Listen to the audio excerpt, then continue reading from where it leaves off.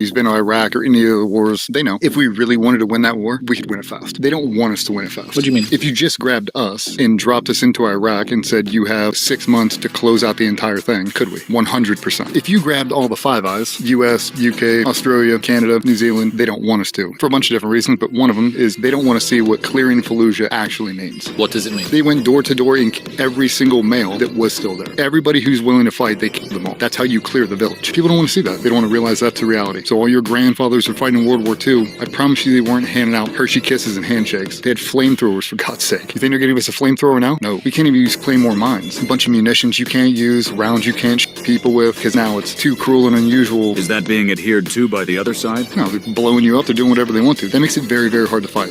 All right, so you heard it there first. This Navy SEAL talks about the reality that in the West, governments are not allowing their countries to win wars. There are all of these international laws against the limitations on warfare. Meanwhile, their enemies have no limitations. They don't abide by the rules.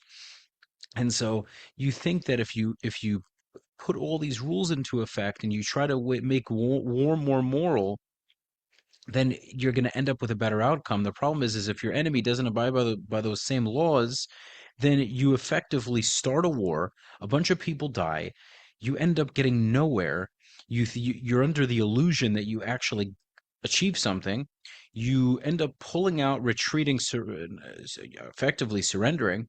The enemy stays in place. Afghanistan's a perfect example. You spend billions of dollars, lose thousands or even hundreds of thousands, if not a million or more lives, and all because of your, illusioned empathy, your fake mercy, and it doesn't solve anything. The reality is when you wage a war against an enemy, you need to defeat the enemy. If you should try your best to minimize casualties, but the goal has to be to win the war. It must be to achieve total victory. Otherwise, what are you doing? Don't start the war if you're not looking to win it. And this is the whole world's coming down on Israel about this. And Israel cannot succumb to this pressure. They need to win the wars. And I hope to God that if Bibi is not the one who stays in the position of power, whoever comes after him does not undo everything that he's done. So with that said, make sure to subscribe, like, comment.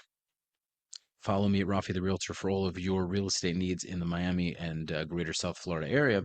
And you can support this channel via the Buy Me a Coffee link in the pinned comment or description. Until next time, peace.